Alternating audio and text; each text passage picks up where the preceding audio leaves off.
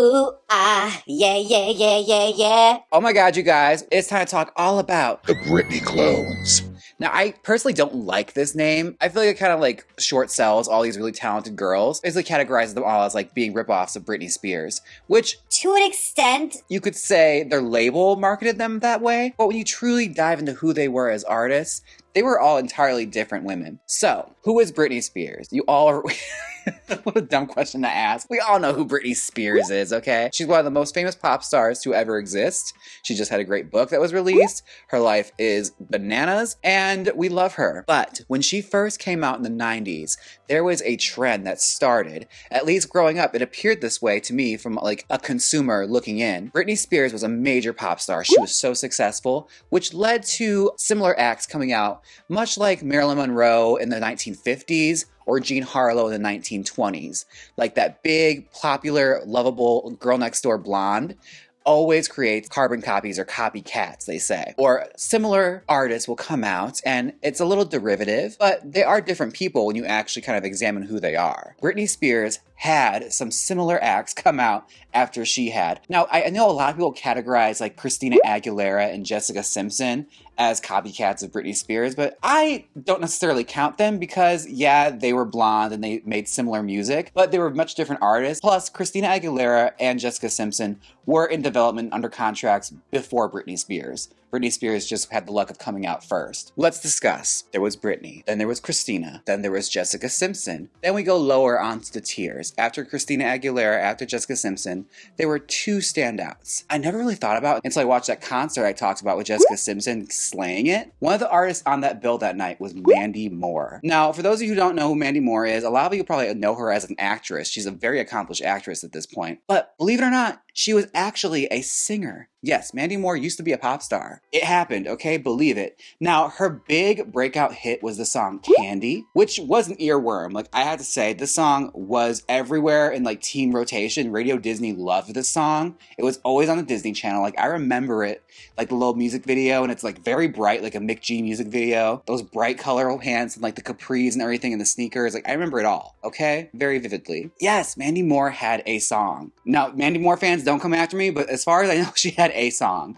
I cannot recall anything else she released after this. I know there was Candy, and that's kind of where I left her. It is crazy to think that Mandy Moore was only 15 when she recorded Candy. And it was a bona fide hit. It went to number 41 on the Hot 100, which is not bad for a pop girly in those days. There was a lot of competition. And we stand a queen that says, you know what, this music-ish is not for me. I'm gonna do something else. And she did. She took off with acting, and she became a great actress. To say Mandy Moore simply transitioned to being an actress is quite the understatement. Like, she is a really accomplished actress. Looking at the range of roles that she has taken on, like, she's a friggin' Disney princess, okay? Not to mention her iconic role as Hilary Faye in Saved.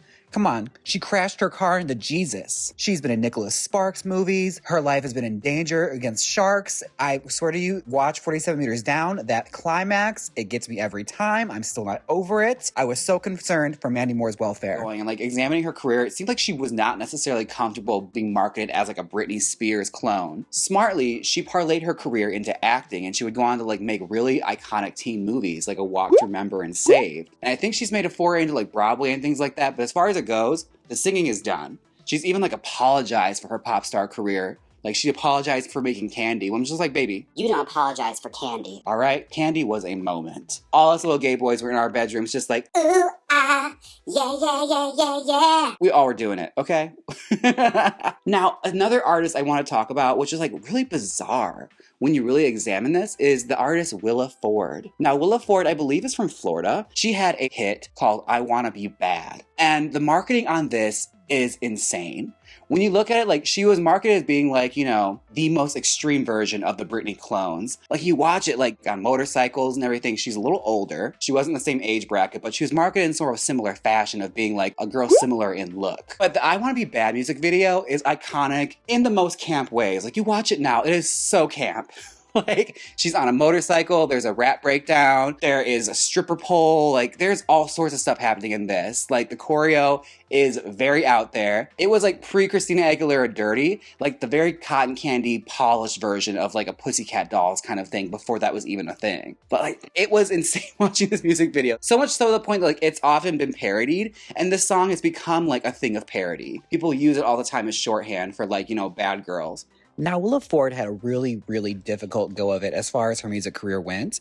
Now, it started off with a bit of a bumpy road. She originally changed her name from Amanda, her name is Amanda Willa Ford, to Willa Ford, just based off her last name because she didn't want to be confused with Mandy Moore. But she also was dating Nick Carter from the Backstreet Boys at the time, which, did not know this, apparently Backstreet Boys fans made hate groups dedicated to Willa Ford. They were very, very jealous of the fact she was dating Nick Carter, and they spread rumors about her and say she mistreats Nick. It was crazy. Can you imagine being a cyberbully in the internet in those days? Stan culture has really always been a thing. Imagine the pre-Reddit days where you had to talk shit in a Yahoo message board while on dial-up. If grandma tries to make a phone call, there goes that hateful paragraph you just wrote about Willa Ford. She also had the misfortune of her second single being released on 9/11. And the media has twisted the story a lot and misinterpreted her words. But the fact of the matter is, a lot of musical projects landed with a resounding thud that day. The world was shaken up and they did not want to listen to pop music. And sadly, Willa Ford was a casualty. And the rollout for her debut album, Willa Was Here, never really recovered. She went on to do some acting though. She was in a remake of Friday the 13th. She played Anna Nicole Smith in a TV movie. She's been a host on many TV shows, and she's even also a very accomplished interior designer in the Hollywood area. So, like, the girl keeps working. From what I understand, she looks back fondly on I Wanna Be Bad Now, mostly because it was adopted by the LGBTQ community as an anthem.